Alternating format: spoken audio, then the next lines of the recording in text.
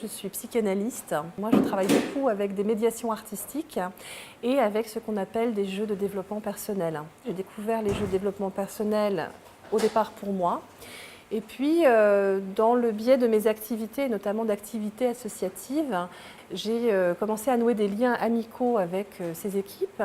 Et du coup, lorsque le Festival du jeu a été lancé, on m'a très vite proposé de venir dépanner quand des auteurs ne pouvaient pas venir promouvoir leur jeu. Voilà, on m'a demandé d'inventer des façons de travailler avec les jeux. Donc j'ai commencé à explorer cette voie-là. Du coup, ce que je faisais en festival est devenu aussi quelque chose que je reprenais dans ma pratique en cabinet, pas forcément en individuel, mais plutôt avec un groupe d'art-thérapie que voilà, j'ai suivi pendant à peu près 6 ans.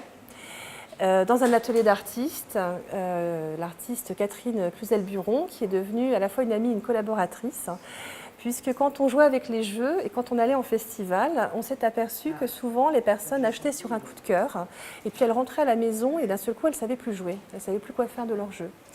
Du coup, on a commencé à imaginer un livre qui serait en fait un manuel et qui serait un livre de recettes dans lequel il n'y aurait que des protocoles de séance.